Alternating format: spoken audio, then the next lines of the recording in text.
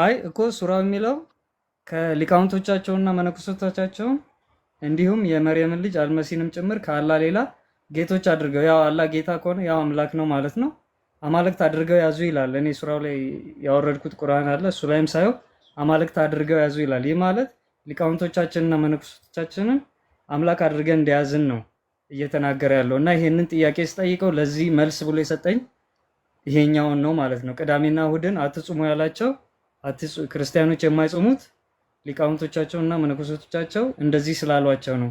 ለዛ ነው አምላክ አድርገው ያዘው። ይሄኛውም ወይ የወረደው ከዛ በኋላ ነው ምናምን ብሎ እንደዛ ብሎ መልስ ሰጠኝ። ምንሆን እስቲ በይለት አበባ በሰንበት ጾሙ የሚል ህግ ተሰጥቷል እንዴ? ሲጀመር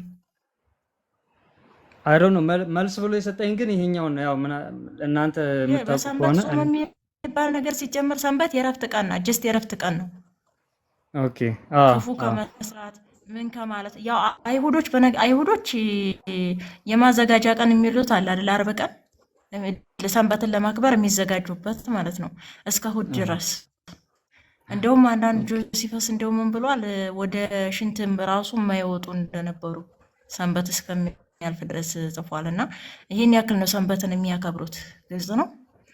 ጌታችን ኢየሱስ ክርስቶስ ግን ለምሳሌ ዮሐንስ 5 ላይ ያንን መጻጉዕን በመፈወስ ሰንበትን መልካም ስራ በመስራት የሰንበት ጌታዋ ስለሆነ ሰንበት ስለ ሰው ተፈጠረች እንጂ ሰው እንዲያርፍባት፣ እግዚአብሔርን እንዲያስብባት፣ እንዲቀድስባት፣ እንዲያመሰግንባት ሰው ስለ ሰንበት አልተፈጠረም ብሏል ጌታችን ኢየሱስ ክርስቶስ ማለት ነው። ሰንበት ላይ ድውያንን በመፈወስ የነፍስ ስራ በመስራት ሰንበትን ሽሯታል ጌታ ኢየሱስ ክርስቶስ። ጾም ግን አይጾምም። ሲጀመር በሰንበት ጾሙ የሚባል ህግ የለም። ክርስቲያኖች የማይጾሙት አይሁድ ይጾሙ ነበረ። ስለዚህ ክርስቲያኖች ደግሞ ሊቃውንቶቻቸው አትጾሙ ከአይሁድ ተለዩ አሏቸው። ይሄንን እኮ ልልሽ ነው። አሁን ይሄንን ያዘዙት እነሱ ናቸው እያለኝ እኮ ነው። እሱ ፍትሐ ነገሥት ላይ የሆነች ቃል አንብቦ ነው ትዝ ብላኛለች። የሆነች ቃል አለች ስለ ቀሳውስት የምታወራ የሰንበትን በዓላት ያከበረ ከቅስና ይሻር የምትላለች። ስለ ቀሳውስት የሚያወራበት ፓርት ካስፈልገ አመጣዋለሁ እና ያችን ሽጉ ብሎት ነው እንደ ንፋስ ብጤ። እሱን ተወው። ምን አልከኝ አላዛር? አይ እንትን ቀሳውስቶቻቸውን አማልክት አድርገው ያዙ የሚለው የአረብኛውን ታውቂዋለሽ አይደል? ከኢሳና ከዛ በፊት ግን አላዛርዬ ሙሐመድ ሀዲስ ላይ ምን ብሏል መሰለህ? እሁድ የክርስቲያኖች ነው፣ ቅዳሜ ደግሞ የአይሁዶች እንትን ነው ሰንበት ነው ብሏል። እሁድ የክርስቲያኖች ነው፣ ቅዳሜ የአይሁዶች ነው፣ አርብ ደግሞ የኛ የሙስሊሞች ነው ብሏል። ይሄ በጣም መሰመር አለበት። ግልጽ ነው። ስለዚህ አሁን እዚህ አንተ ያልከው ኡስታዝ ተጋጨ ማለት ነው ከነብዩ ንግግር ጋር። እሱ እኮ ዩኒታሪያን እኮ ነው የኛ ኡስታዝ እኮ። እሺ አለሁ የዚህ እየታናገር ይብኑ ምንድን ያልከኛ አሉ። ያው እንግዲህ ቁርአን ሰንበትን ያፈረሱትን አሳማና ጦር ረግማቸዋል። አበብሻ እንዴት አመሻችሁ? ሁላችሁም ሰላመ ክርስቶስ ይብዛላችሁ። ይቅጣ በመሀል ስለገባሁ ድምጼ ግን ይሰማል? ኔትወርኬ ጥሩ አይደለም። ጥሩ ነው፣ እኔ ጋር ጥሩ ነው። እሺ ሲጀመር የኡስታዙ መልስ ራሱ ትክክል አይደለም የመለሰል ያው ከእውቀት ማነስ ያው ወሂድ ማለት ተውና ሂድ ማለት ነው። ማለት ወግድ ብሎ እውነትም ወግድ የተባለው ወዶ አይደለም ጌታ በሚያውቀው ማለት ነው። ጭራሽ አይገናኝም የመለሰው መልስ ማለት ነው። ኦኬ ጌታችን መድኃኒታችን ኢየሱስ ክርስቶስ ያው ክርስቶስ ነው ለሙሴ ሕግ የሰጠው። ለምን ራሱ ክርስቶስ ለሙሴ ሕግ እንደሰጠው ስለሚናገር ማለት ነው። ለሙሴ ሕግን ሲሰጠው አይሁዳውያኑ የሻባት የሚሉት ወይም ደግሞ ይሄ ሻባት ነው የሚባለው በአይሁድ ቋንቋ ማለት ነው። ዕለተ ሰንበት የሚባለው ማለት ነው። ሻባት ማለት ማረፍ፣ ማቆም ወይም ደግሞ መተው ማለት ነው። ይሄ ደግሞ በዕብራውያኑ ሰዓት አቆጣጠር ወይም ደግሞ በዕብራውያኑ ጊዜ አቆጣጠር ጀምሮ ቅድም አበብሻ እንዳለችው ዓርብ ፀሐይ ከጠለቀችበት ቀን ጀምሮ ኦኬ ከ12 ሰዓት ነው የሚጀምሩት እነሱ ነገ ብለው የሚያስቡት ኦኬ ፀሐይ 12 ሰዓት ከጠለቀችበት እስከ ቅዳሜ ፀሐይ እስክትጠልቅ ድረስ ያለው ሻባት ወይም ደግሞ ሰንበት በመባል ይታወቃል። ይህንን ደግሞ ሕግ አድርጎ የሰጠው ማለት ነው እግዚአብሔር ራሱ ነው፣ ሰዎች አይደሉም። እግዚአብሔር ራሱ ነው አለ። ዘፍጥረት 2:2 ላይ ዘጸአት 20:11 ላይ ብንመለከት እግዚአብሔር ሰማይና ምድርን በ6 ቀናት ከፈጠረ በኋላ በሰባተኛው ቀን ስራውን አቁሞ ማረፉን በግልጽ ያስረዳናል ማለት ነው። ሌላው ደግሞ ዘዳግም 5:15 ካልተሳሳትኩ ታግዙኛላችሁ። የግብጽ ባርነት ነፃነት ለእስራኤላውያን ከግብጽ ባርነት መውጣታቸውን የነፃነት ረፍት የሚስታወስበት ቀን በመሆኑ ዲስ ዴይ ማለት ነው። ኦኬ። ስለዚህ መጽሐፍ ቅዱስ በመላው እግዚአብሔር አምላክ ይህንን ሕግ እንደሰጠ በግልጽ ያስቀምጣል። ዘጸአት 28 ላይ ደግሞ በግልጽ ሕጉን አስቀምጧል። የሰንበትን ቀን አስብ ቀድሰውም፣ 6 ቀን ትሰራለህ፣ ስራህንም ሁሉ ትፈጽማለህ፣ ሰባተኛውን ግን ቀን ለእግዚአብሔር ለአምላክህ ሰንበት ነው ብሎ ዘጸአት 28 ላይ በግልጽ አስቀምጦታል። የውሸቱ የቅጥፈቱ ቅጥፈት የውሸቱ ውሸት መነኮሳትና ሊቃውንቶቻቸው ነው ይህን ቀን የሰጡት ብሎ ሰውንም መሸወድ ማለት ምን ማለት ነው? ባይዘው እስልምና ያለ ውሸት አይቆምም ሲሉ ትስማች ነው። ይሄን ያለ ትልቅ ውሸት ማለት ነው። ትልቅ ውሸት ማለት ነው። ስለዚህ ሻባት የምንለው ወይም ደግሞ ሰንበት የምንለው የራሳቸው ነብይ ቅድም እንዳልኩ ሀርብ ለኛ ነው የተሰጠው ብሏል። ቅዳሜ ለአይሁዶች ነው፣ እሁድ ለክርስቲያኖች ነው። አይ ቲንክ ባለፈው ብሩክ የሆነ እንትን ሲያሳይ ነበረ፣ የሆነ ሴራ አይ ቲንክ ሐዲስ ብሩክ ክርስቲያን ቢገባ ደስ ይለኛል። ነጩ ብሩክ የመጣ ነጩ ሴጣን የሰኞ ጌታ ነው። ነጩ ሴጣን መሐመድን በጅብሪል መልክ ሊፈትን ይገለጽ የነበረ ነው።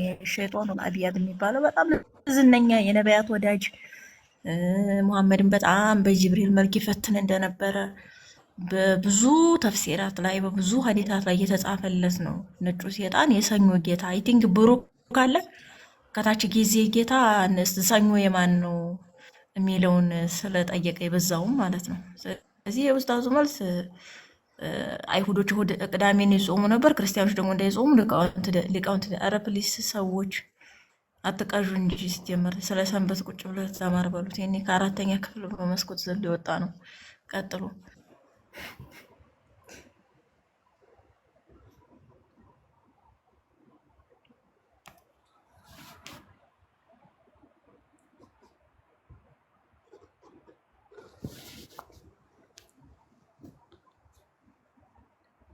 ያላችሁ ምንድነው? እኔ ያው ደግሞ ይወላችሁ ወጥቼ ሊቃውንትና ስመለስ መነኮሳትን ሁሉም ዝም ካላህና ይላል። ከመሲሁ ሌላ ካላህና ከመሲሁ ከመርየም ልጅ ሌላ ሊቃውንትና መነኮሳትን አርባብ አድርገው ጌቶች አድርገው ያዙ ነው የሚለው።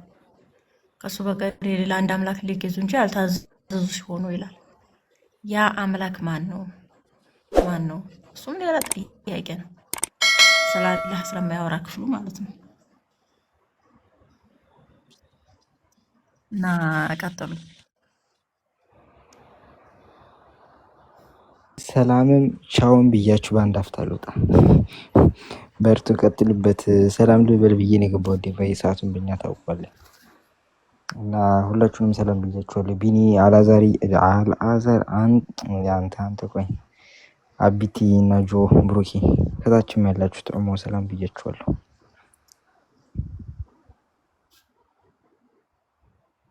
በመንጊ እና እንጂ ምንድን ነው መጣ ሰዓት ሄዱ።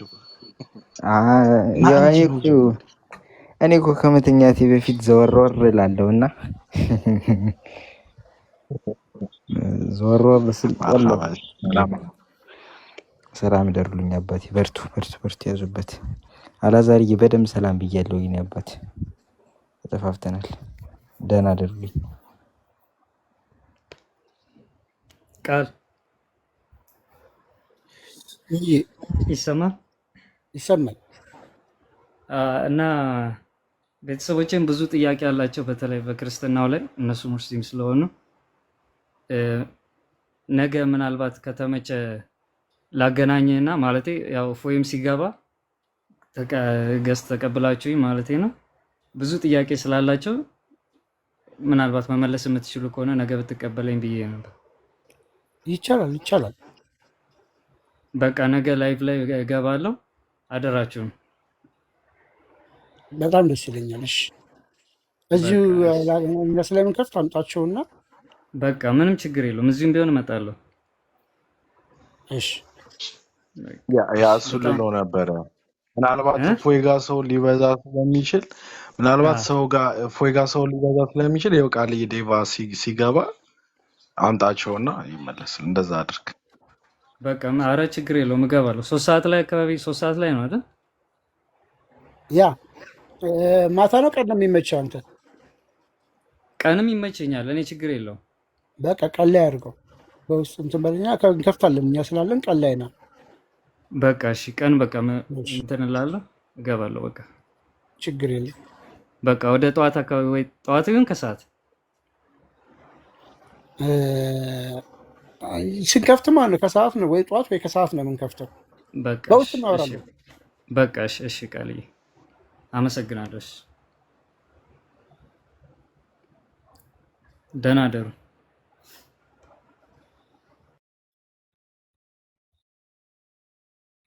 እሺ ቡራ ቡራ አለ ጆን ወይ ዴቫ ነው እ? እንዴት ነህ? ሰላም ነው? ዝም አለ። ማይክን ከፈተ። ይህ ልጅ እኮ አያወራም እኮ ታውቃለህ፣ አይገኝም። ማን ነው? እንዴት ማን ነው አላችሁ? አላለም? አለን እግዚአብሔር ይመስገን። አለን አለን፣ ሁሉ ሰላም። ዛሬ ከምሽት ተሰባስባችኋል። አዎ፣ ቢኒ የሆነች ልጅ ጥያቄ እንትን ብላ ክፈት ብሎ ከፈትኩኝና እኔ እንኳን ልተኛ ነበረ። ከዛ ላሻላለም እንደዚህ ከሆነ ያያይዝና ላጥ ይላል። ፖዝ አልሆነም ደግሞ ጭራሽ ስሙ ሲጠራ ይመች። እና እንዴት ናችሁ? ስለ ምን እያወራችሁ ነበር? እኛ አላህ ሰላም ይሰጣል ወይ ያልን ነበረ። ከዛ ወንድማችን ጥያቄ ጠይቆ እ? እ? አላህ ጥያቄ ምን? ጠይቆ እሱን እየመለስን ነበረ። አክቹዋሊ ጥያቄ ያላቸው ሙስሊሞችም ካሉ እናስተናግዳለን። አይ ቲንክ ሱሱ ገብታለች። ተቀበላት እስኪ ሱሱን። ጥያቄም ከሆነ ጥያቄም ጠይቃት አንተ። እሺ፣ አይ ስለ ምን እያወራችሁ ነበር ብዬ ነው። ስለ እንግዲህ አለባያድ ነው። አለባያድ የሚባሉ ነጩ ሴጣን እስቲ ስለ እሱ ነገራቸው። የሰኞ ጌታ ጅብሪል እሱን እየመሰለ የማ- የሚመጣው ማለት ነው። የማሜ ዘመዱ እኮ እህ ነው። ያ የልብ ጓደኛው ነው። ያ ወንጣጩ እህ ወደ መልካም ነገር የሚመራው ጥሩ ጥሩ ነገር የሚያዘው ነጩ ሰይጣን ይባላል። በዚህ ሰይጣን ትእዛዝ ነው እንግዲህ ቁርአን ወርዷል በዚህ ሰይጣን አማካኝነት እና መሐመድም አለብኝ ብሏል። ሰይጣኑ ሲጠየቅ አዎ አለብኝ ብሏል እና ይታዘዝለት ነበረ ለሰይጣኑ። መሐመድ ማለት ነው ለሰይጣን ይታዘዝ ነበረ፣ ያዘው ነበር ሰይጣኑ። ስለዚህ ባይ ኤኒ ሚንስ መሐመድ ለሰይጣን ታዛዥ ነበር ማለት ነው አይደል? አዎ፣ ያሰለመው ሰይጣኑ ነው ማለት ነው መሐመድን። ሰውም መልእክቶቹም ምንጩም የሆነው ከዛ ሰይጣን ነው ማለት ነው። ምክንያቱም አንድ ሰው በተመሳሳይ ሰዓት የአምላክም የሰይጣንም መልእክተኛ ሊሆን አይችልም። አንዱን ነው የሚመርጠው። ስለዚህ እንደ አንድ ሃይማኖተኛ ደግሞ መጽሐፍትን ስንመረምር የመሐመድን አመጣጥ ስናይ ህይወቱ ራሱ የሚሰብከው የመሐመድ ህይወት ራሱ የሚሰብከው ያው እንግዲህ ሙስሊሞች ቅር እንዳይላችሁ በምነጋገረው ንግግር አብዛኛው ነገር ምድራዊ ነው። የመሐመድ ትምህርቶቹ፣ ስብከቶቹ ምድራዊ ስጋዊ ነገሮች ናቸው።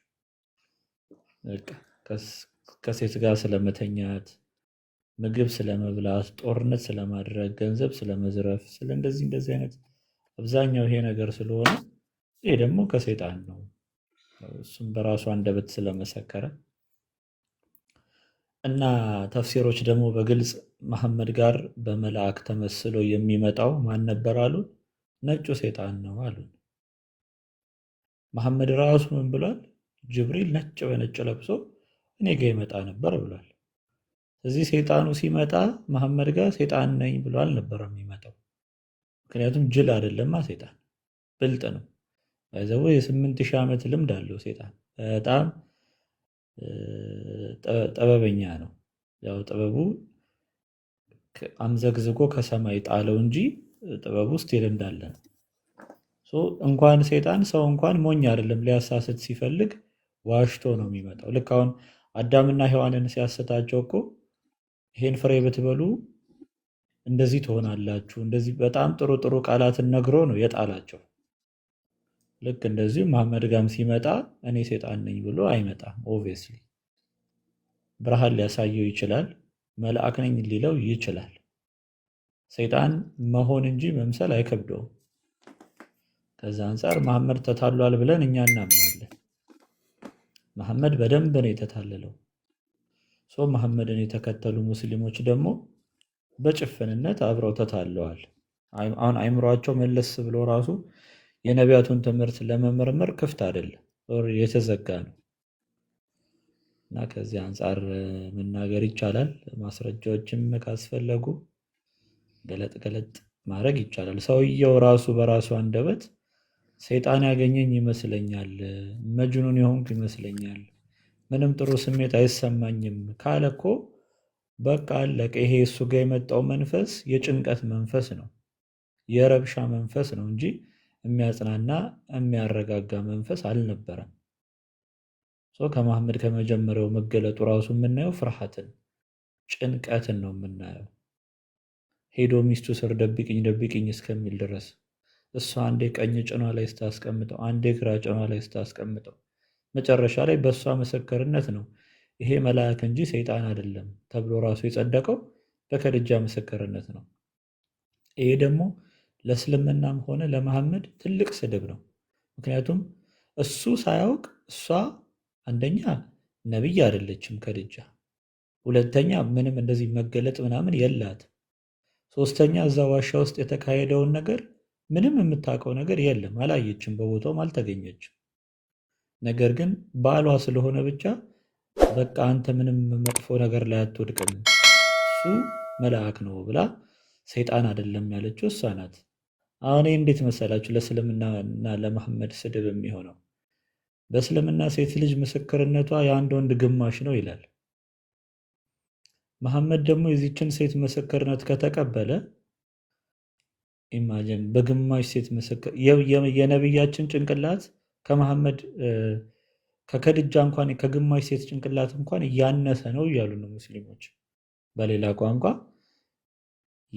የከድጃ ምስክርነት የግማሽ ሴት ምስክርነት ከመሐመዱ ላይ ይሻላል ብለው እየተቀበሉ ነው ማለት ነው። አብይ የምታሳዩ ነገር አለ?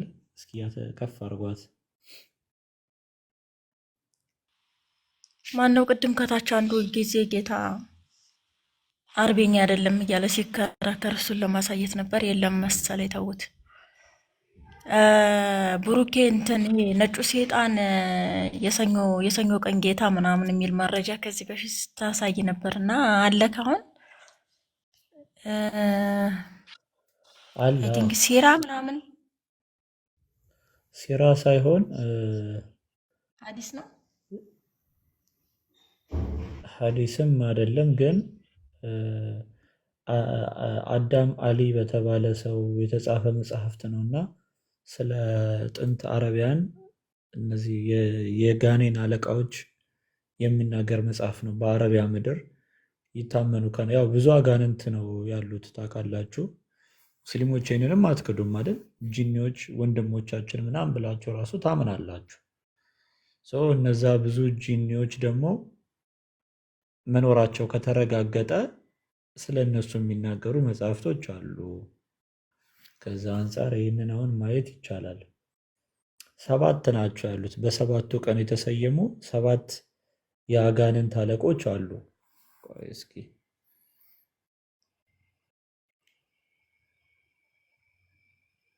ምንድነው?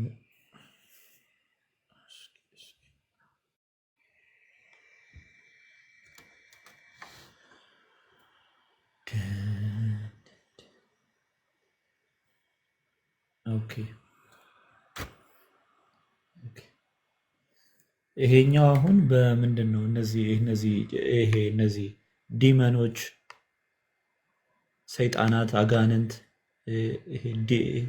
ዴቭልስ ኦፍ ደ ሚድቫል ኢስላሚክ ወርልድ ነው የሚሉት እና በእስልምናው ዓለም ያሉ እነዚህ አጋንንት ሰይጣኖች ያሉበት ይህንን የሚናገር መጽሐፍ ነው እና 7 እንደሆኑ ይናገራል። እነዚህ ጸሐፊው ማን ነው? አህመድ አሊ ነው የሚባለው። ያው ከየት እንደመጣ ጽሁፉ ምናምን እዚህ ላይ የሚናገር ነገር አለ። ሊንኩን አስፈላጊ ከሆነ መላክ ይቻላል። ግን ባይዘው የራሳቸው ኪታብ ላይ ያለ ነው። ከጥንት መጽሐፍቶች ላይ አምጥቶ የጻፈው ነው። ስም ዝርዝራቸው ምናምን ሁላ ያለ ነው። አሁን ሙስሊሞች አጥንት ምናምን እኮ በአጥንት አትጥረጉ ተብላችሁ የታዘዛችሁት እኮ የነዚህ የአጋንንቶች ምግብ ስለሆነ ነው አይደለም። መጀመሪያ ጂኒዎች ምንድናቸው የሚለውን ያስረዳል። ዋት አር ዘ ጂን፣ እነዚህም ስለ ጂን ያስረዳል። በሶሳይቲ ውስጥ በፕሪ ኢስላሚክ አረብስ believed in the jinns long before the coming of Islam። እስልምና ከመምጣቱ በፊት በቀድመ በአረቢያ እስልምና ከመምጣቱ በፊት በጣም ቀደም ብሎ አጋንንቶች እንዳሉ ይታመናል ነው እያለ ያለው። So the jinn were the nymphs and stars of the desert ይላል። ያው እነዚህ የበረሃ እንትኖቹ ማለት ናቸው። They represented nature and the wild and domains still understood by humanity and hostile humans ይላል ማለት ነው። ሶ እንደዚህ መኖራቸው እርግጥ ከሆነ ኤንሸንት ጂን ይላል። እነዚህ ደግሞ ጥንታውያን አጋንንቶች ናቸው።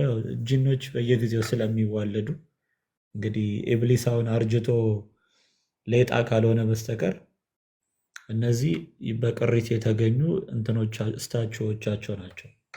ይሄ ጋኔኑ ማለት ነው። አልአቢያድ ብቻ አይደለም። አሁን አልአስዋድም የሚባል አለ። ነጩ ጥቁሩ እየተባባሉ ነው። ታይፕስ ኦፍ ጅን ይላል። የጅን አይነቶች ይላል። መጽሐፍ ነው ባይዘዌ። ኦኬ አሁን አልአቢያድ ጋር እነዚህ አሁን ጥንታዊ ስዕሎቻቸው ናቸው። ኧረ ያስቃሉ። እሺ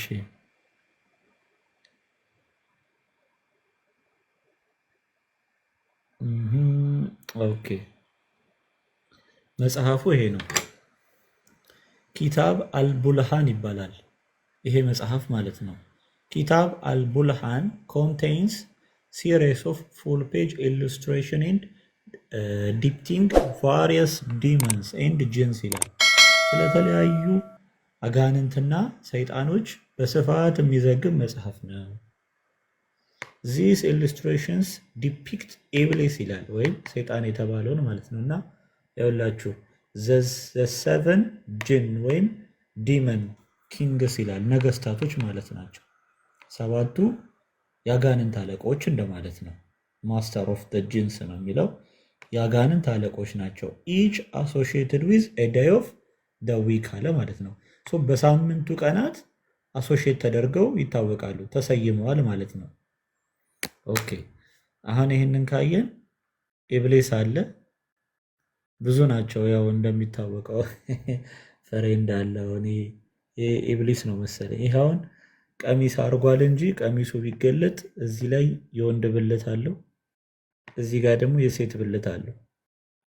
ስለዚህ ራሱን እንደዚህ ራይ ያደረገ እነዚህን ይወልዳል ማለት ነው። እነዚህን ይወልዳል፣ እንቁላል እየጣለ እነዚህን ይፈለፍላል ማለት ነው። ፍሬንድ ኢብሊስ ተብየው በአንዳንድ ዘገባ ላይ ጭራውን ፊንጢጣ ውስጥ ይከታል ነው የሚለው በአንዳንድ ዘገባ ላይ። በአንዳንድ ዘገባ ላይ ደግሞ 2 ብልት አለው። አንደኛው ዘገባ ላይ ሴክሹዋል ነው፣ ሁለተኛው ዘገባ ላይ ደግሞ ግብረ ሰዶም ነው ማለት ነው። መቀመጫ ውስጥ እንትኑን ይከታል። ይሄ የእስልምና አስተምሮ ነው። አሁን ይሄ ከዚህ መጽሐፍ ሳይሆን ተፍሲራቸው ላይ ያለ ከተአቢኖቹ የመጣ ከመሐመድ ሰሃባ ተከታዮች የመጡ አስተምሮቶች ናቸው ማለት ነው። ኦኬ ዘ ጂን ኪንግስ ኦፍ ሰንደይ ኤንድ መንደይ ይላል። የሰኞና የእሁድ የአጋንንት አለቆች ይላል።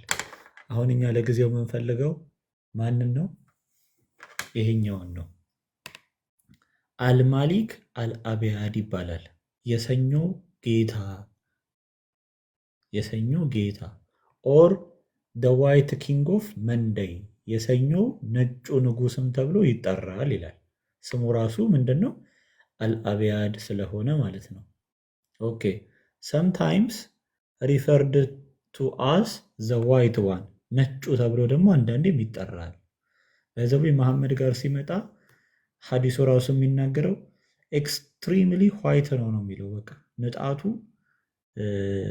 በጣም ጠልቅ የሆነ ነጭ እንደሆነ ነው የሚናገረው። ይሄ ደግሞ የማን ባህሪ ነው? እዚህ ጋር የአጋንንቱ ሲፋት ነው ማለት ነው። ፋዘር ኦፍ ዘላይት ይባላል ሁላ ማለት ነው። የብርሃን አባት ይሉታል።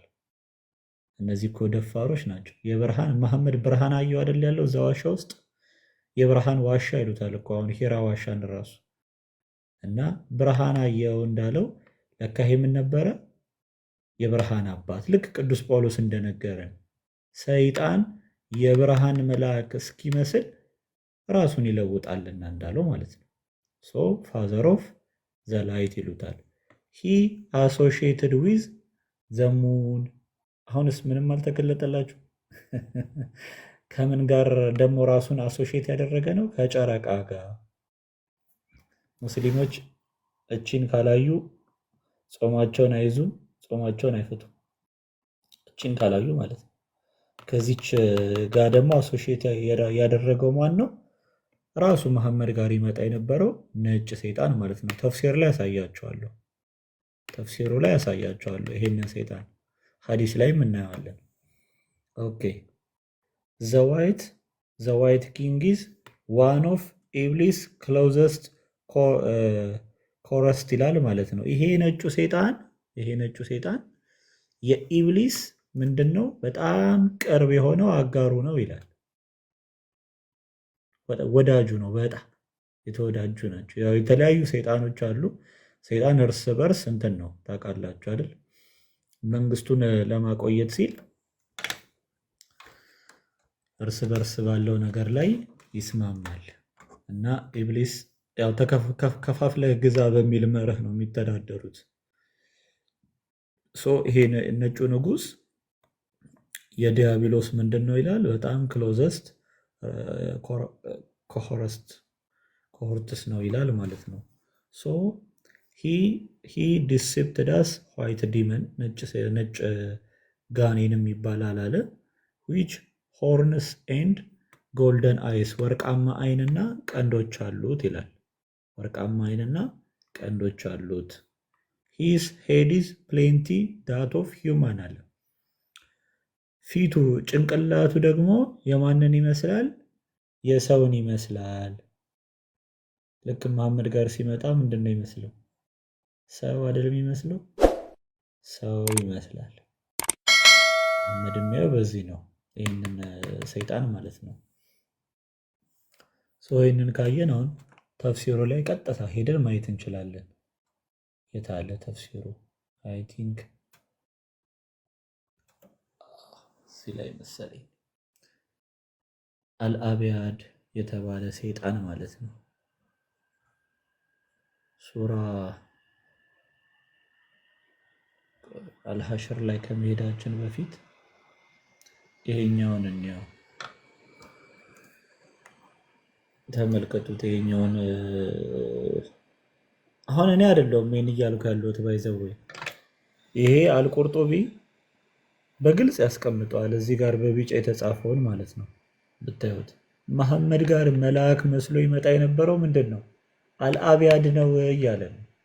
አልአብያድ ቅድም ያየ ነው። ይሄኛው ይሄ ማለት ነው። ይሄ ነው መሐመድ ጋር መልአክ መስሎ እየመጣ ያለው እያለ ነው። ይሄው ልተርጉምላችሁ።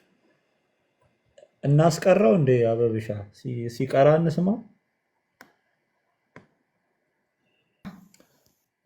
እሺ እንስማው ምን እንደሚል። قال عطاء يريد بالشيطان الأبيض الذي كان يأتي النبي ሰማችሁት? ሸይጣኒ አብያዲ ስትል ነጭ ሰይጣን ማለት ነው። ይኸው ምን አለ? አታ እንዲህ አለ አለ ወደ ነቢዩ በገብርኤል መልክ ይመጣ የነበረው ሰው ነጭ ሰይጣን በነጭ ዲያብሎስ ማለቱ ነው፣ ሊፈት ነው። ስለዚህ መሐመድ ጋር ይመጣ ነበረ መልአክ ነኝ እያለ ነጭ ዲያብሎስ መሐመድ ጋር ይመጣ ነበር። ይህን እየነገረን ያለው ራሳቸው ሊቃውንት እነ አታን የመሳሰሉ ታላላቅ የእስልምና ቀደምት ሊቃውንቶች ማለት ነው። ይህን ደግሞ አልቁርጡቢ አስቀምጦታል። አሁን አልአብያድ ምንድን ነው ሲባል ዘዋይትዋን መሐመድ መቼ ነው ቁርአን ወረደልኝ ያለው? ሰኞ ቀን። እኔ እንደው ዝም ብሎ ኮኢንሲደንስ ነው ትላላችሁ? ዝም ብሎ አጋጣሚ ነው ይባላል? ዝም ብሎ አጋጣሚ ነው ይሄ አይደለም። ይሄ የነጩ ጌታ ለመሐመድ መቼ ነው ይመጣለት? ሰኞ ማታ። ከፈለጋችሁ ሰኞ ጠዋትም አድርጉት። ብቻ ግን በነገሰበት ቀን መሐመድ ጋር መጥቷል። ያው ራሳቸው ስላነገሱት መሐመድ ጋር መጥቷል። መጥቶ ጨምቆ ደፍቆ አስጨንቆ እያንከባለለ ስቃዩን አብልቶታል ማለት ነው። አረ እንደውም ሌላ ሀዲስ ላይ እኮ ስንሄድ ብልቱን አወጣ ይለናል። ኡዱ ሊያስተምረው እንዲህ ሙስሊሞች የመጀመሪያ ቀን ጅብሪል ወደ እኔ ሲመጣ አለ መሐመድ ዘከሩን አወጣ። አስባችታል? ሰው ሆኖ መጣና ብልቱን አወጣ መሐመድ ጋር ማለት ነው። እስኪ ቀጥታ ካገኘሁት ሀዲሱን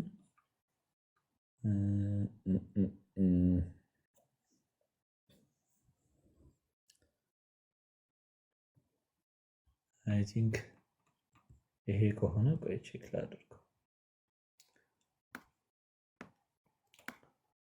ራሱ በሆነ እንላለን። አይ ቲንክ ራሱ ነው መሰለኝ። እስኪ ልተርጉመው። አብይ ይታያል? መተርጎም ትችላለሽ? ራሱ ነው።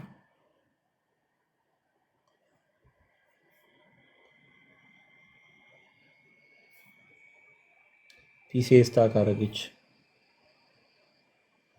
ይሁላ ታብ ከፍቼበት በቃ መስራት አልቻለም። አይታችሁታል? ገና እዚህ ጋር ተሸሽጓል። ሌሎች ነፍን ያሉት ኤግዚት አድርገው እያለኝ ነው። ቆይ ትንሽ እንጠብቀው። ወይትን በለውና ሀዲሱ ይሄው ኦቴንቲክ የሆነ ሀዲስ ነው።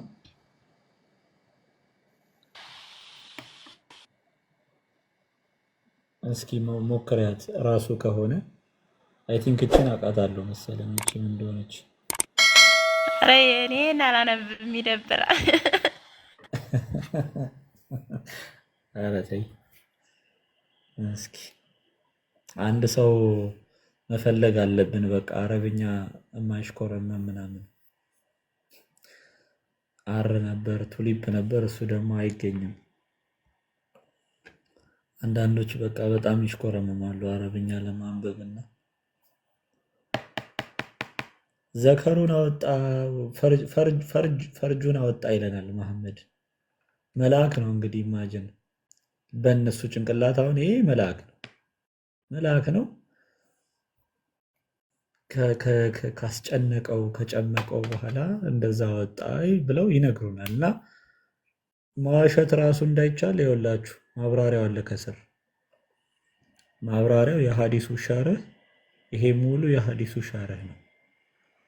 አዎ በትክክል ብልቱን አውጥቷል ብሎ ያረጋግጣል ማለት ነው ማብራሪያው። በቃ ሰው ሆኖ ስለመጣ ግዴታ አንዱ ሊኖረው ይገባል ነው። እና ለምንድን ነው መሐመድ ፊት የሚዘረግፈው? መሐመድ ፊት የሚያወጣው ለምንድን ነው? እና ያው አንዱን ያወጣው በእርግጥ አንዱ የሚወጣ አይደለም፣ ተለጣፊ ስለሆነ ሊያወጣው አይችልም። አንዱን ሁለት ነው አለው የተባለው ሁለት ነው። አንድ የወንድ አንድ የሴት ነው አለው የተባለው የወንዱን ነው አውጥቶ ያሳየው ኡዱ ሊያስተምረው ማለት ነው። ኤኒዌይስ ፒሲዋ ስታክ እያደረገች ነው። እዚህ ጋርም ሌላ ሀዲስ አለ ባይዘወይ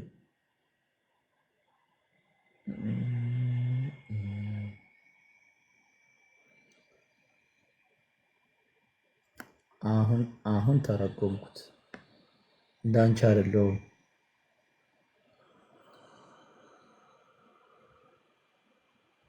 አሁን አሁን እንተረጉመዋለን።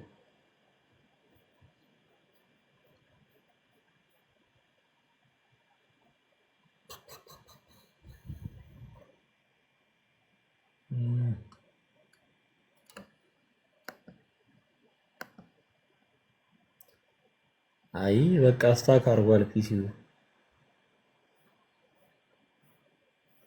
አይተረጉም አልተረጉም ብላለች። ግን ብዙ ነገር ማየት ይቻላል። እንዳልኳችሁ ቅድም ሱረቱል ሐሽር ላይም አለ ቁጥር 16 ላይ እንዲያውም በደንብ ነው ያስቀመጠው አልቁርጡቢም አልጠበሪ። ኢቭን መልአክ ብቻ አይደለም መምሰል የሚችለው መኖክሴ መስሎ 1 ዓመት ሙሉ ሳያቋርጥ ይጾማል ይሄ ሰይጣን ሰውን ለማሳሳት ሲል። ከምንም በላይ ደግሞ ሰዎችን የሚያሳስትበት የኃጢአት አይነት ምንድነው? ዝሙት ነው። ዝሙት ነው። የዚህ ሰይጣን ትልቁ የማሳሳቻ ጥበቡ ምንድነው? ዝሙት ነው። መሐመድ የ40 ወንድ ጉልበት አለኝ ሲል ልንረዳው ይገባል። ማን እያቀበለው እንደሆነ እንደዚህ አይነት ነገር የሚናገረው 11 ሴት ሲያዳርስ ኬታ መጣ ሲሉት 40 ወንድ እንትን ተሰጥቶኝ ነው እያለ ሲናገር መሐመድን ልንረዳው ይገባል። ከሚስቶቹ ጋር ሳይተኛ የተኛ እንዲመስለው ሲያሳስበው ልንረዳው ይገባል። የልጁን ሚስት እንዲቀማ አያ ሲያወርድለት ልንረዳው ይገባል። ምክንያቱም ይሄ መንፈስ ምን አይነት መንፈስ ነው? ሰዎችን በዝሙት የሚጥል መንፈስ ነው። እዚህ ጋር በዝሙት የወደቀው ሰውዬ ባይዘወይ በርሲሳ ይባላልና ለ70 ዓመት ለአይን ጥቅሻ እንኳን ፈጣሪን ከማምለክ ዞር ያላለ ሰው ነው። ኢማጅን ምን አይነት ሃይማኖተኛ ሰው እንደነበረ ማለት ነው። ለ70 ዓመት ራሱን በባዕት ውስጥ ገብቶ ፈጣሪውን ለአይን ጥቅሻ እንኳን ከአምልኮ ዞር ያላለ ሰው ነው። በዚህ ነገር ቀንቶ ነው የመጣው እዚህ ሰው ጋር ማለት ነው። እና እሱን ለመፈተን ሲል 1 ዓመት ሙሉ አብሮት እየሰገደ እየጾመ እየጸለየ ኖሯል። ይሄ ሰይጣን መኖክሴ መስሎ ማለት ነው። መጨረሻ ላይ ዝሙት አሰራው። ዝሙት ካሰራው በኋላ እንዲገላት አደረገው። ያቺ ዝሙት ያሰራትን ሴት እንዲገላት አደረገው። ከዛ ለልጅቷ ቤተሰቦች ሄዶ በህልም ነገራቸው። የልጅቷን ገዳይ ኑ ላሳያችሁ የተቀበረችበትንም ቦታ ብሎ በህልም ሄዶ ነገራቸው። ሲሄዱ ሬሷን አገኙት። ማን ነው ሲባል ይሄ ሰው ነው ብሎ ደግሞ ጠቆማቸው። መጥተው አንቀብቅበው ያዙት። ከዛ ሊገሉት ባሉ ሰዓት መጣና ከሰገድክልኝ ከነዚህ ሰዎች አድነሃለሁ አለው። ምን ካልክልኝ? ከሰገድክልኝ ከነዚህ ሰዎች አድነሃለሁ ሲለው ሰገደለት ይላል። ሰውየውን ከአምላኩ አርቆ የሱ ባሪያ ያደረገው ማለት ነው። እዚህ ድረስ ነው የሚተጓዘው ይሄ ሰይጣን አልአብያድ የተባለው ሰይጣን። ኢማጂን ሃይማኖተኛን ሰው እንደዚህ ካደረገ ጣዖት አምላኪውን መሐመድ ደግሞ እንዴት በነፍሰ ስጋው ሊጫወት እንደሚችል መገመት ለእናንተ ቀላል አይደለም ማለት ነው። እና በአጭሩ ይህን ይመስላል። እስኪ ከተረጎመልኝ ለሞክረው ድጋሚ።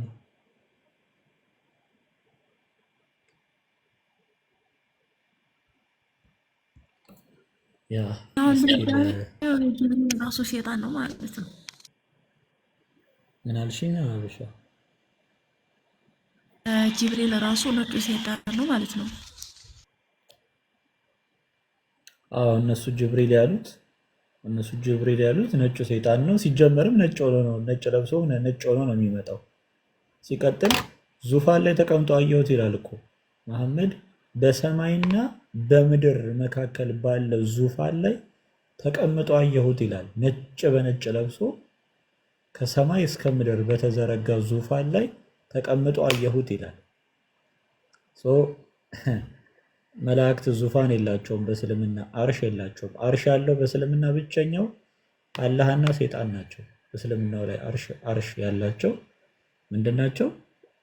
አላህና ሰይጣን፣ ሁለቱም አንድ ናቸው ማለት ነው። ምክንያቱም አርሽ ሊኖረው የሚችለው አንድ አካል ብቻ ስለሆነ ሁለቱም አርሻቸው ደግሞ ምን ላይ ነው ተደላደለ የሚለው? ውሃ ላይ። አርሻቸው ምን ላይ ነው የተደላደለው? የሰይጣኑም ውሃ ላይ፣ የአላህም የሚሉት ምንድነው? ውሃ ላይ። ሁለቱም ማለት ነው። ሶ ዙፋን ላይ ከተደላደለ መሐመድ ልክ ሲያየው እንደዛ ሆኖ ሲያየው መሬት ላይ እየተንከባለለ ይሮጥ ነበር ይላል። ለሀጩ እየተዘረከረከ እየተደፋፋ ወደ ሚስቱ ከድጃ ይሮጥና ዘሚሉኒ ዘሚሉኒ፣ እረ ልሞት ነው እባክሽ እባክሽ አውጪኝ ይላል ከቤት ድረስ ምናምን። ከዛ ይመጣና ጎትቶ ያነሰዋል ምናምን ይላል ሐዲሳቸው ላይ ማለት ነው። አለ ሐዲሳቸውን መክፈት ይቻላል። እና እንደዚህ ተሰቃይቶ ነው መሐመድ መጨረሻውም የሞተው በዚሁ ስቃይ ውስጥ ነው። ፈጣሪ ያላለውን ከተናገርኩኝ የልቤ ደም ስር የተንጠለጠለበት ጅማት ይቆረጥ አለ። ጥያቄ አለን አስገቡን። እሺ ነይ ግቢ፣ ገስት ላኪ።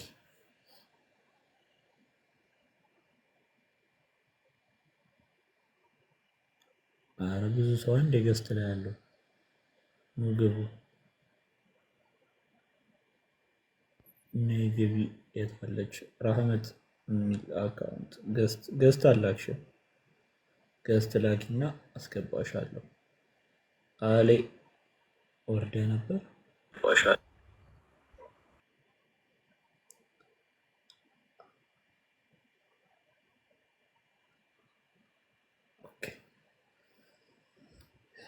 ይሄ ነገር በጣም አጋንንት መሆኑን የምታውቁት ምንድነው? አንደኛ ካወረደው መጽሐፍ ቁርአን ብትፈትሹት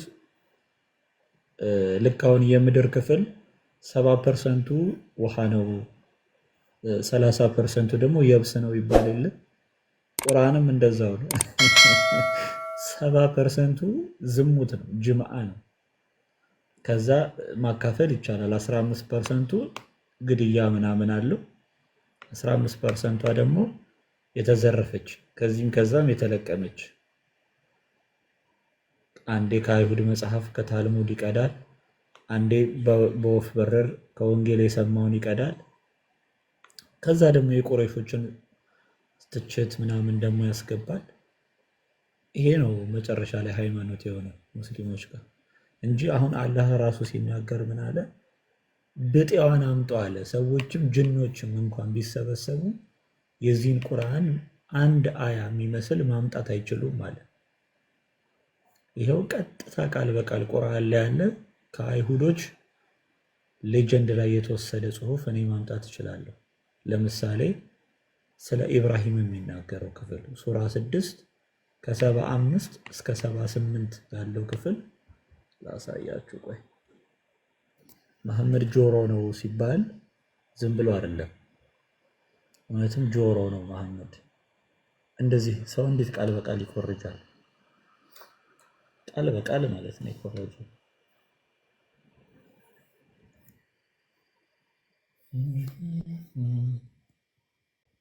እንደምታዩት ነው። ዛሬ ፒሲያችን ራሱ አልአብያድ ለመሆን ምንም አልቀራት። ነጩ ጌታ ሆናለች።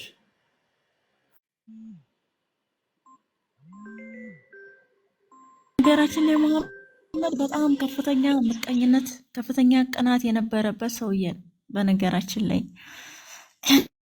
እዚህ ሲራ ሀላቢ የሚባል መጽሐፍ አለ። የሀላቢ ሲራ ላይ ክፍል 1 ገጽ 330 ምናምን ጀምራችሁ ስታነቡ በተለይ 330፣ 31 እና 32 የሚገራርሙ ታሪኮችን ይዟል እና 331ኛው ገጽ ላይ ዑመር ብኑ ኸጣብ ይመጣና ያላህ መልእክተኛ ሆይ አንድ ወንድም አለኝ በኒ ቁረይዛ የሚባሉ የአይሁድ ጎሳዎች መካከል ማለት ነው እና እሱ ጋር ይሄዳል ማለት ነው ዑመር። እና እሱ ጋር ሄጄ በነበረበት ሰዓት አንዳንድ ነገሮችን በጁምላ ጻፈልኝ ይላል። ከየት ቢጽፍለት ጥሩ ነው? ከኦሪት ወገኖች፣ ከኦሪት ጻፈልኝ። እንግዲህ በኒ ቁረይዛ፣ በኒ ቀይኑቃ፣ በኒ ሙስተሊክ፣ በኒ ናዚር የሚባሉ በጣም ትልልቅ የአይሁድ ጎሳዎች ነበሩ። የተለያዩ ነገር ወርቅ በማንጠር የተለያየ ነገር በመስራት የሚተዳደሩ ሙሐመድ እንዳለ አንድ በአንድ ተዋግቶ የደመሰሳቸው ማለት ነው። የገደላቸው፣ ደማቸውን ያፈሰሰው፣ አጥንታቸውን የከሰከሰው ማለት ነው። እና ከዛ እዛ መካከል ዑመር ጓደኛ ነበረው፣ አንድ ወንድም ነበረው። ይሄ ወንድም አንዳንድ ነገሮችን አሰባስቦ ከተወራት ይጽፍለታል እና ወደ ሙሐመድ ያመጣለት ማለት ነው። በጣም አይገርማቸውም? እንትን ቪዲዮ ለመክፈት ነበረ እንትኑ ያኛው ስልኬ ባትሪ ሊዘጋ ነው፣ 0 ነው ባትሪው ይውላችሁ። ከዛ በኋላ እንግዲህ ሲራ ሀላቢ ነው 331ኛው ገጽ ነው፣ ክፍል 1 331 ገጽ ማለት ነው። ይሄው እያሳየን ነው። ስልኬ ግን ባትሪ ሊዘጋ ነው ወገንታት። እንደዛ ባትሪው ላሳያችሁ ደግሞ እንትን እንዳይመስላችሁ። ይሄ ባትሪ 0 ነው በቃ። እና ከዛ በኋላ ወደ አንተ ላምጣት ወይ ይለዋል ማለት ልጋብዝህ ወይ እኔ በኔ ቁረይዛ አንድ ወንድም ነበረኝ ከተወራት አንዳንድ ነገሮችን አሰባስቦ ጽፎልኛል። ጽፎ ይሰጠዋል ዑመር ኢብኑ ኸጣብ። ተመልከቱት። ላምጣለህ ወይ ሲለው በጣም የሚገርመኝ እኔ ብዙ ጊዜ ይገርመኝ ይሄንን ሲራ ሀላቢ በጣም ኦ ማይ ጋድ ጠፋ ባትሪ ስልኬ። እንዲሁ ልንገራችሁ ነገ አንዴ በደንብ ላውራ ከፍተዋል። ቤተሰብ ከይቅርታ ጋር ምን አልከኝ? አንዴ ላውራ ከይቅርታ ጋር የሆነ ማስረጃ እሺ ፈልጌ ነበርና። ሻወራና እንቀጥላለን። እሺ እሺ አመሰግናችኋለሁ። ሰላም ክርስቶስ ይብዛላችሁ ለሁላችሁ። እኔ ግን ክርስቲያን ነኝና የሆነ ማስረጃ ፈልገ ነበር ማለት ነው። ከታች ያለች እህታችን ረህማት ማለት ነው ትምህርት ምትማር እና በእስልምና ላይ ነው አላህም የሚልበትን ማስረጃ ፈልገ ነበር ማለት ነው። ምን አልከኝ? አላህ የሚምልበት ማለት ነው። አላህ በሚታዩት ሁሉ እምላለሁ የሚለው ማስረጃ ፈልገ ነበር ማለት ነው። እሺ በፀሐይ በጨረቃ በፈረስ ኮቴ ወንድና ሴትን በፈጠረ አምላክ በቆለጥ በምን ይሆነልህ? እሱን ፈልገ ነበርና አይኖርም ምናምን ብለ ነበርና አይ አለ ምናምን ብዬ እሱን እንድታሳዩ ፈልጌ ነውና እሺ አንሳውትን ሲራ ኮንክሉድ ላድርግና ላሳያት፣ እሷ ትግባ ማለት ነው። ሞዴሬተሮች አስገቧት፣ አሳያታለሁ አላህ በምን እንደሚሆን ለማውራት ስለማይመች ነው። እኔ ገብተ ጠይቅልኝ ብላ ነው ገብተ ለማውራት ሰዎች ጋር ስላለች አይመቸትም እና ከታች እየሰማች ነው። እሺ ብሩክ ከተመለሰ ይከፍታል። ምክንያቱም እኔ ሌላኛው ስልኬ ባትሪ ዘግቷል። እንደዚሁ ብናገር ያለ መረጃ ሊመስል ስለሚችል ማለት ነው። እንትን እና እዚህ ሲራ ላይ ይሄ ዑመር ምን ላይ ያመጣና ይሄን ከተውራት ከበኔ ቆሬዛ ወንድሙ የጻፈለትን ተውራት ከተውራት እንደ መመሪያ ማለት ነው እንትን ይልና ያመጣና ላንጣለህ ወይ ሲለው ቀጥታ የሙሐመድ ፊት ሲቀየር እንመለከታለን ማለት ነው። እኔ የመጨረሻው ነብይ ነኝ፣ ሙሴ ራሱ አሁን በህይወት ቢኖር ኖሮ እኔን ነበር የሚከተለው እንዴት ምናምን ብሎ ሲቆጣ፣ ከዛ በቃ በእስልምና ሃይማኖታችን በቁርአን መጽሐፋችን በአንተ ነብያችን በቂ ይሄ በቂ ነው በቃ ብሎ ዑመር ኢብኑ ኸጣብ ከአራቱ ኸሊፋዎች አንዱ ሙሐመድን ሲያረጋጋው እናያለን ማለት ነው። ወገኖች በጣም የሚገርም ነው። ሌላኛው እዚሁ ገጽ ላይ ሌላ ታሪክ አለ ማለት ነው። ሌላ ታሪክ አለ። አብደላህ ቢን ሰላም የሚባል ሰውዬ በቅዳሜ ቀን ተውራትን እያነበበ ስግደቱ ላይ ማለት ነው ሶላቱ ላይ ተውራትን አንብቦ መስገድ እንደሚፈልግ ለሙሐመድ ያስፈቅደዋል። ሙሐመድ ግን ምን አለው? በፍጹም አይሆንም ብሎ ከለከለው ማለት ነው። አይ ሰውየው ምቀኛ ነው። ብሩክ እስከሚመለስ ብዬ ነው። ሰውየው ከተውራት ይሰርቅና ተውራትን ያጣጥል ነበረ ማለት ነው። የበላበትን ወጭት ሰባሪ ማለት ነው። ተመልከቱ እንግዲህ አብደላህ ቢን ሰላማ ምን አደረገ? እኔ ቅዳሜ ቀን መጸለይ የምፈልገው ኦሪትን እያነበብኩ ነው። በጸሎቴ በስግደቴ ላይ ኦሪትን ማንበብ ፈልጋለሁ፣ ፍቀድልኝ አለው። ኖ ሙሐመድ ማለት ነው አይፈቀድም፣ በፍጹም ነው የማይፈቀደው፣ በፍጹም አለው ማለት ነው። ተቆጣው እና እንደዚህ አይነት በጣም ብሩክ የተመለስክ አንተ ደግሞ እንድትሄድበት ራህመት አለሽ ከታች? እስኪ ስልኬን ባትሪ ያላድርገውና አለች። አዎ እየሰማች ነው። ከታች አለች። አምላካችን እግዚአብሔር በዘጸአት ምዕራፍ 20 ላይ በላይ በሰማይ በታች በምድር ከምድርም በታች ባሉት ለማንኛውም አትስገድ ምልክት አታድርግ ብሏል እና አላህ ደግሞ እንግዲህ በምን እንደሚምል እንመልከተው። እንግዲህ በቁርአን 4 ቁጥር 65 ላይ በጌታህም እምላለሁ ይላል። ወገኖች አላችሁ፣ በጌታህም እምላለሁ ይላል። በሙሐመድ ጌታ አላህ ይምላል ማለት ነው። ተመልከቱ። ማን ነው አሁን የሚምለው? እንግዲህ በሙሐመድ ጌታ አላህ ይምላል፣ በቁርአን እምላለሁ ይላል። ምዕራፍ 30 ሱረቱ ያሲን ቁጥር 2 ላይ ማለት ነው። ሌላው ቁርአንን በሚያነቡት እምላለሁ ይላል አላህ። ቁርአን 37 ቁጥር 3 ላይ ማለት ነው። ወገኖቼ እኔ በጣም የክብር ባለቤት በሆነው ቁርአን እምላለሁ ይላል። ሷድ ሱራ 38 ቁጥር 1 ላይ ማለት ነው። በመጽሐፍ ይምላል ሌላኛ ገላጭ በሆነው መጽሐፍ ይምላል ሌላ። ቆይ እነዚህንም አልለፋቸው።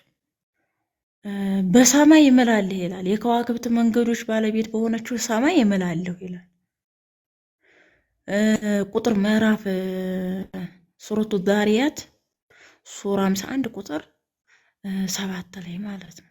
እዚሁ ሱራ 51 ቁጥር 4 ላይ አከፋፋዮች በሆኑት እምላለሁ ይላል። አከፋፋዮች ማን ነው የሚለውን ተፍሲራቶቹ መላእክት ናቸው ብለዋል። እንግዲህ በቅንፍም አስገብተውታል እዚህ ላይ ሱረቱ ዛሪያት ቁጥር ምዕራፍ 51 ማለት ነው። ቁርአን 51 ላይ እንግዲህ እንደዚህ የሚሉ ቃላቶች ይገኛሉ። እንግዲህ አላህ በምን እንደሚምል በጡር ጋራ እምላለሁ ይላል። ጡር የጡር ተራራ ታውቁታላችሁ። እንግዲህ አላህ በዛ ምን እንዳደረገ ለማን እንደተገለጠ ምናምን። ስለዚህ በዚህ በጡር ጋራ ሱራ 52 ሱረቱ ጡር ላይ ቁጥር 1 ላይ በጡር ጋራ እምላለሁ ይላል። እዚሁ ሱራ 51 ይሄ በነገራችን ላይ ሱረቱ ዛሪያት የመሐላ ምዕራፍ ነው። ገብታችሁ ሱራ 51 እና ረህመት አንበቢው በሰማይና በምድር ጌታ እምላለሁ። ተመልከቱ፣ በሰማይና በምድር ጌታ ነው የሚምለው አላህ ማለት ነው። በባህር ይመላል። ሱራ 52 እዚሁ ሱረቱ ጡር ቁጥር በምን ይምላል? ሱረቱ ጡርን አንብቢው ረህመት። በነገራችን ላይ እዛ በኋላ ታያለሽ ፍጥረታት ተቀራቅንቦ ምናምን በየንት ይመጣልሻል። እዛ ላይ አንብቢው ሱረቱ ጡርን ልላፈልሽ። እንግዲህ ለከዋክብት እንኳን በከዋክብት እንኳን መማል ለነሱ መስገድ ራሱ ክልክል ነው። ከ10ቱ ትእዛዛት አትስገድ ተብሏል ለነሱ ማለት ነው። በሰማይ ካሉ ሲባል ጨረቃ፣ ከዋክብት ወዘተርፈ ናቸውና ሱራ 53 ሱረቱ ነጅም ቁጥር 1 ላይ በኮከብ እምላለሁ በወደቀ ጊዜ ይላል። ዲያብሎስ የአጥቢያ ኮከብ ተብሎ ተጠርቷል። በኢሳይያስ 14 ላይ ዲያብሎስ አንተ የንጋት ልጅ የአጥቢያ ኮከብ እንዴት ከሰማይ ወደቀ ተብሎ ተጠርቷል። በዚህ በወደቀ ኮከብ ደግሞ አላህ ራሱ ይምላል። ይሄኛው በጣም በነገራችን ላይ ይሄ በጣም ሊሰም ረህመት ካለሽ ጦርማ ተራራ ነው ወዳጅ። የጦር ተራራ አታውቂም? አላህ የተገለጠበት ምናምን ነገር። እሺ በሱረቱ ነጅም ቁርአን 53 ቁጥር 1 ላይ በኮከብ እምላለሁ ይላል። በወደቀ ጊዜ ይላል። በወደቀ ጊዜው በገባ ብለው በቅንፍ አስገብቶታል። ምክንያቱም በወደቀ ኮከብ መማል ምንድን ነው? በክርስቲያናዊ እይታ የወደቀው ኮከብ የሚባለው ዲያብሎስ ነው። የአጥቢያ ኮከብ ይባል ስለነበረ ማለት ነው። ተመልካቹ ከመላእክት የአጥቢያ ኮከብ ተብለው ከተጠሩት በኢዮብ 38 ላይ ከመላእክት እንደ አንድ አለቃ ስለነበረ ዲያብሎስ ማለት ነው። አላህ ግን በዚህ በወደቀ ኮከብ ይምልበታል። እኔ አይደለሁም ያልኩት፣ ቁርአን ነው ያለው። ገብታችሁ ሌላኛው ደግሞ ጥያቄ ልጠይቅ። ኧረ ቆይ እንትኖቹ ሊያሳይ በእንትን። እሺ ቀጥል። እስከዛ እንድትሄጂበት ብዬ ነው ብሩኬ ካልመጣ ማለት ነው። እናንተን ቁርአን ፍጡር ነው ወይስ ፈጣሪ ነው የሚለው ነገር ላይ እያወራው ነበርና የአላህ ባህሪ ነው ይላሉና የአላህ ባህሪ ደግሞ ፍጡር ወይስ ፈጣሪ ነው የሚባል ሲባል ደግሞ መልስ የላቸውምና እሱ ላይ የሆነ ነገር ብትሉ ቁርአን አላህ ያው ብዙ ባህሪ ነው ያለው ገባህ? የአላህ ስለዚህ ሲፋቶች ቁርአን ፍጡር በጣም ሊባል መዓት ይችላል። ናቸው እ ቁርአን ፍጡር ሊባል አይችልም እያልኩ ነበር። እኔ ደግሞ እንትን በራሳቸው እንትን ማለት ነው። ይኸውልህ የአላህ ቃል ቁርአን እነዚህ ሁሉ ሙተሻቢህ ናቸው። አርሽ ራሱ ሙተሻቢህ ነው። ውሃ ራሱ ሙተሻቢህ ነው። ቁርአን ላይ ውሃ ተፈጠረ የሚባል ነገር የለም። ይሄን ታውቃለህ አይደለ? ምክንያቱም 25:59 ላይ ወካን አርሽ ውሃ ለልማ አርሹ ውሃ ላይ ነበር ተብሏል። አላህ የነበረበት ነገር ፍጡር ነው ልትል አትችልም። ኢብን አርሹ ራሱ ሙተሻቢህ ነው።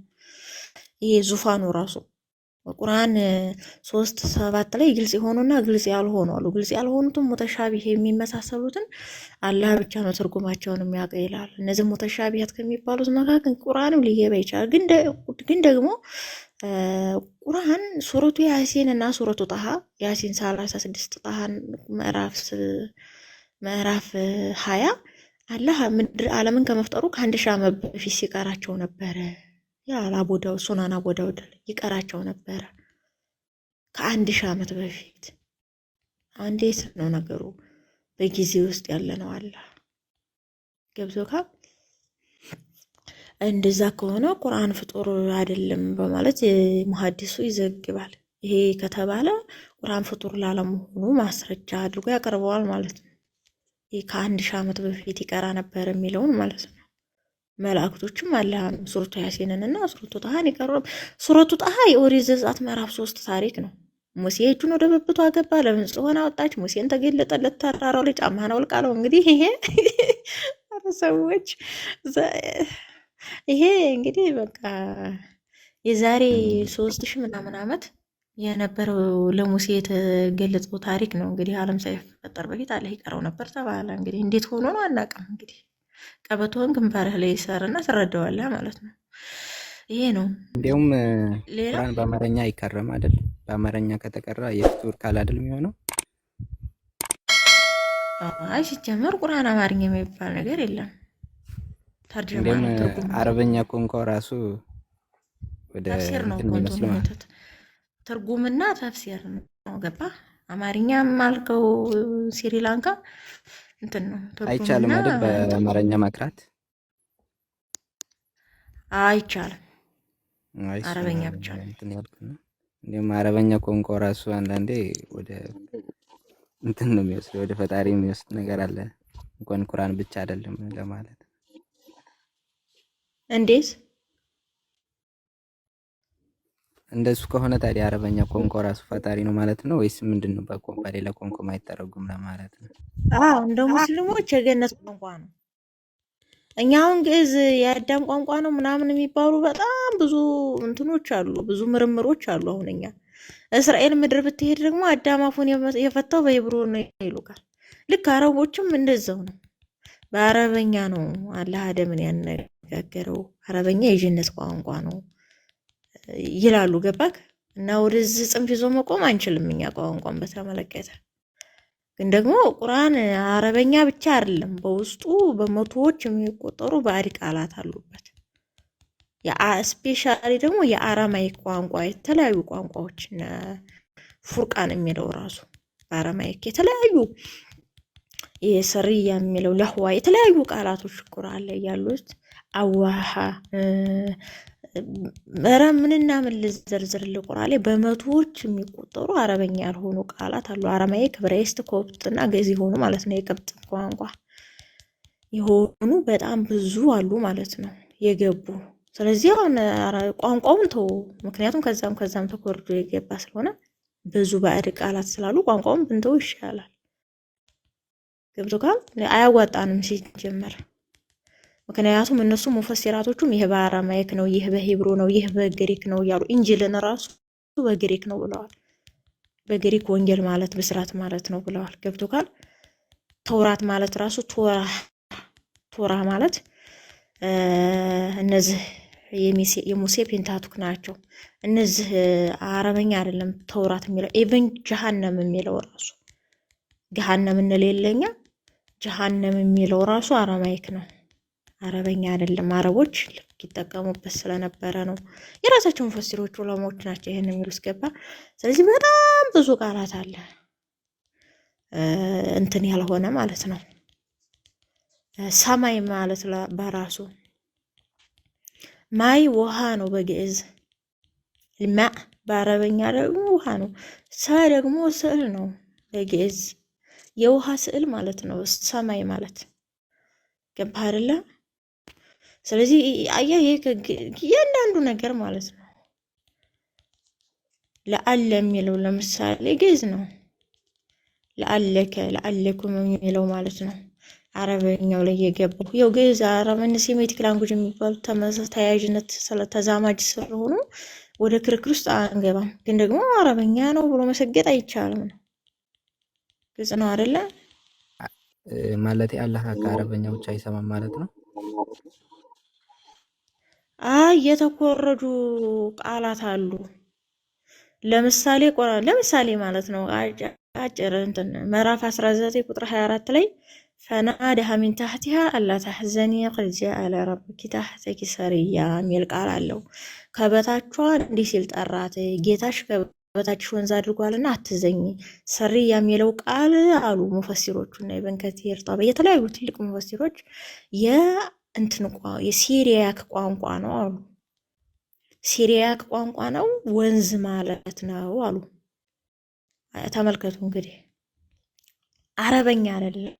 እንደገና ደግሞ ለህዋ የሚለው ሚስትና መጫወቻ ሚስት ልንይዝ በሻ ኖሮ ከኛ ዘንድ በያዝ ነው ብሎ አላህ የተናገረው ቁርአን 21:17 ላይ ለህዋ የሚለው ቃል በየመኒዎች ሊሳን ወይም በየመኒዎች ቋንቋ ሚስት ማለት ነው ወይንም ሴት አጋር ማለት ነው ብለው ተርጉ የራሳቸው ሙፈሲሮች ኢብን ከቲር ትልቅ ሙፈሲሮች ማለት ነው ይሄን ፈሰረዋል።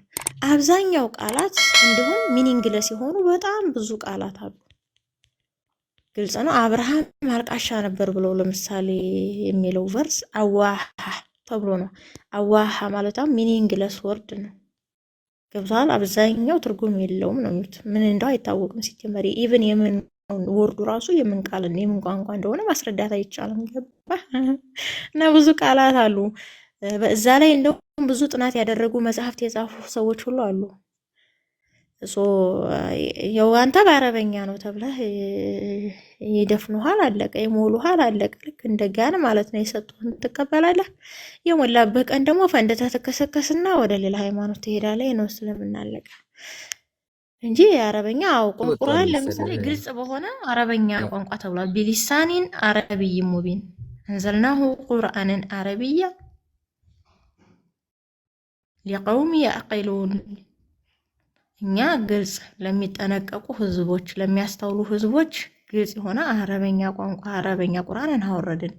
ቢሊሳኒን አረብይ ሙቢን ግልጽ በሆነች አረበኛ ቋንቋ ያው ገደል ገባ ክላሽ ያደርጋል። ከዛኛው የተለያዩ ባዕድ ቋንቋን ታገኛለህ። በጣም ብዙ ማለት ነው። እና ደግሞ ያለው ረቀም 80 ቃላት ማውጣት ይችላል። ቁርአን ላይ አሁን ማስታወሳቸው ምንም ሳልገልጽ ማለት ነው። ቁርአን ራሱ በመጨረሻ ዘመን የገረጠሰው ሆኖ ይመጣል አይደል? አዎ እንትን ይሄ ማን ነው? ይልቁንስ ረህመት ካለች መሐላውን ብናጠናቀቀው ደስ ይለኛል። እሱን አሳዩትና ሌላኛው ደግሞ ይሄ ቁርአን የገረጠሰ ሆኖ የሚመጣውንም ይሄን ያህል ብዙ እነሱ ይሸፋፍናሉ፣ ይሄን ያህል እንትን አይሉም። እና እሱን ብታሳዩ እና እኔ ልውረድ። አመሰግናለሁ አባይ። አገልግሎት ዘመን አትጥፉ እህታችን በርችል አለው። እኔ ከታች እማራለሁ ሁሌም ችግር የለውም። ረህመት ካለች ነይ ግቢ። ረህመት አሁን ጭር ብሏል። እናውራ። ነይ ግቢ። ቃል አለክ ዴባ ረህመትን አስገባትና ለማውራት ስለማይመቻት ነው ሰዎች አሉ ምናምን ጠይቅልኝ ስላለች እና ከታች እየሰማች ይመስለኛል። እና አሳዩት። ምንድነው ሃይማኖቷ? ረህመትማ ሙስሊም ነበረች እና አሁን ክርስትና ላይ እየተማረች ነው ያለችው። አይ ሙርተድ ልትሆን ሰዓታት ቀርቷታል በለኝ። ያው ሙስሊም እንትን ውስጥ ማመር ተሰጥቶት እየተማረች ነው ያለች እና የሆነ ጥያቄ ሲጠይቁ ምናምን እሱን ለማወቅ ፈልጋ እግዚአብሔር የለም ምናምን ብለህ ነበር እና አለ ምናምን ብዬት እሱን ለማየት ፈልጋ ነው እና ከታች አለች ይመስለኛል።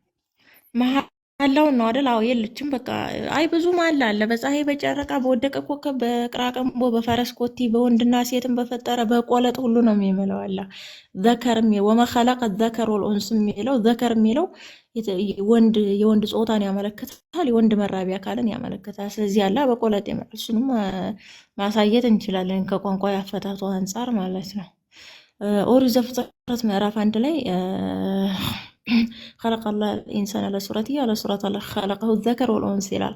እግዚአብሔር ሰውን በመልኩ ፈጠረው፣ ወንድና ሴትም በእግዚአብሔር መልክ ፈጠረው። خلقه الذكر والأنثى ወንድና ሴትም አድርጎ ፈጠረ ይላል። ያው ወንድና ሴት አድርጎ ፈጠረ ሲል ወንድ ልጅ በመራቢያ አካሉ ወንድ አድርጎ በጾታው ማለት ነው። ወንድ ልጅ ወንድ የሚባለው ራሱ በመራቢያ አካሉ ስለሚለይ ነው። ሴትም ልጅ እንደዛው ማለት ነው። ስለዚህ ለህም የምለው በምንድን ነው ማለት ነው? በሁለተኛ መደብ በቆለጥ ነው ማለት ነው። ይሄ ነው በቃ። እና ሌላ ጥያቄ ያለው ይምጣና እናስተናግደው። ከዚህ መንፈስ እንውጣና የለችም ረህመት ስትመጣ አሳያታለሁ። እንትን ዲክሽነሪ ራሱ ከፍቻ አሳያታለሁ። ዘከር የሚለውን ትርጉም ማለት ነው። ከመጣች አሳያታለሁ። እሺ ቀጥሎ ዴቭ አለ። አመሰግናለሁ። ደህና ደሩልኝ እህት ወንድሞች። መልካም ቀን ወይንም መልካም አዳር ይሁንልክ። ሌሎቻችሁ ቀጥሉ። አለው እያለች ነው አለች ከታችና እሱን መላበሉ ደህና ደሩ